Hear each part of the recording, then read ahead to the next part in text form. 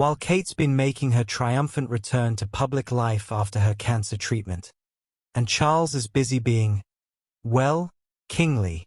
Something absolutely wild has been happening behind palace walls that nobody saw coming. And no, it's not another Harry and Meghan tell-all. Though let's be honest, that would be the cherry on top of this royal sundae of chaos. You see, this summer has been like watching a masterclass in royal PR management meets reality TV drama. Welcome back to Royal Cookies, where we serve up the juiciest royal gossip with a side of heart-wrenching humanity.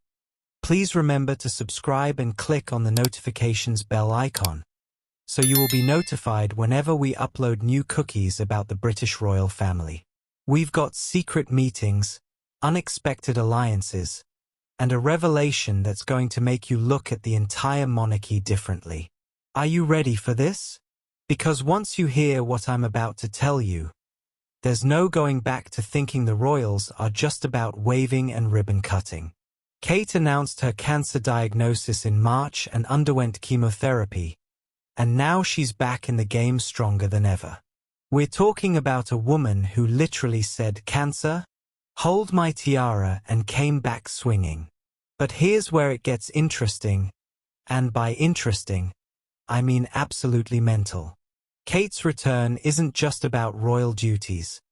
It's about power dynamics within the family that would make Game of Thrones look like a children's tea party. Here's the tea that's hotter than a summer's day in Windsor. Kate's return has completely reshuffled the deck. She's not just back. She's back with a vengeance and a clarity that comes from facing mortality. Sources close to the palace, and no, I can't name them because I quite like my sources not being fed to the corgis, say that Kate's approach to royal duties has fundamentally changed. She's apparently been having very direct conversations with senior royals about the future of the monarchy. Translation: Kate is done with the diplomatic niceties and is ready to speak her mind about how things should be run. Imagine the most polite revolution in history, complete with afternoon tea and strongly worded memorandums.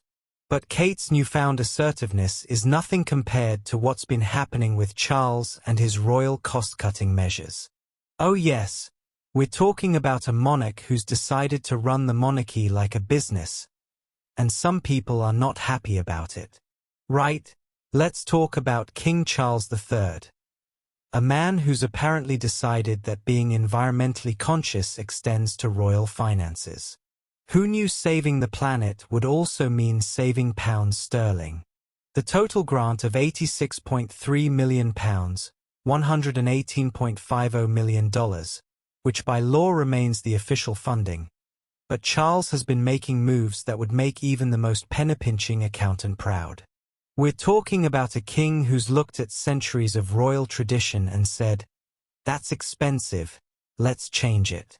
The royal train, you know, that luxurious locomotive that's been ferrying royals around like they're in a mobile palace, is getting the axe. Charles has essentially said, "We're not running a theme park here, we're running a monarchy." And honestly, but here's where it gets juicy. Some family members are absolutely fuming about these changes. Picture this. You're used to traveling in a golden carriage, and suddenly Dad says, "Actually, we're taking the tube." The internal family dynamics are reportedly more tense than a British person trying to decide between tea and coffee. The most delicious part? Charles isn't just cutting costs randomly. He's strategically reshaping what it means to be royal in the 21st century. He's literally Marie Kondoing the monarchy, asking of each tradition, does this spark joy? Does this serve the people? Does this cost more than a small country's GDP? Sources suggest that these cost-cutting measures aren't just about money, they're about legacy. Charles wants to be remembered as the king who modernized the monarchy, not the king who bankrupted it. But this has created a fascinating power struggle within the family. Some royals are embracing the change, while others are clinging to tradition like it's the last cucumber sandwich at a garden party. And speaking of power struggles, you haven't heard anything yet compared to what's happening with a certain Duke and Duchess across the pond. Oh, Harry. Sweet, complicated, perpetually in the headlines Harry. If there was ever a case study in Be Careful What You Wish For, it's Prince Harry's American adventure. Prince Harry reportedly struggles to find his way in the US 5 years after leaving Britain, and honestly, it's like watching someone who left their family business to start their own company, only to realize they took the logo but forgot the business plan. Here's what's really happening, and this is where it gets both heartbreaking and absolutely fascinating. Harry thought leaving the royal family would give him freedom, but instead, he's discovered that being a royal outside the royal system is like being a fish out of water. Except the fish is still expected to swim, and everyone's watching to see if it can. The real drama? Harry's reportedly been having regrets, not about leaving, but about how he left. Sources suggest he's been quietly reaching out to old friends and even some family members, trying to find a way back into the fold without completely losing face. But here's the kicker, and this is where it gets absolutely mental. Meghan's star is rising in America while Harry's is, well, let's just say it's not exactly shining brighter.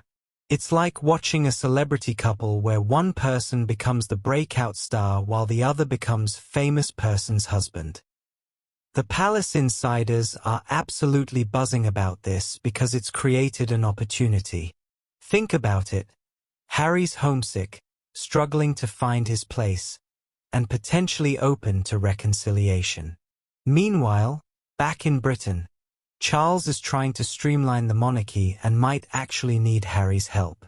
It's like a royal chess game where everyone's moving pieces, but no one's quite sure what the endgame looks like. But if you think Harry's situation is complicated, wait until you hear about the secret meetings that have been happening behind palace doors. Meetings that could change the entire future of the monarchy. If you're obsessed with royal strategy and environmental impact like I am, make sure you're subscribed to Royal Cookies because we're serving up the most sustainable royal content on YouTube. And remember, in a world full of fast fashion and royal scandals, sometimes the most revolutionary thing you can do is wear your values on your sleeve, preferably in a gorgeous shade of green. Sophie's proving that environmental activism isn't just about what you do, it's about who you become. Until next time, keep munching on those eco-friendly royal cookies.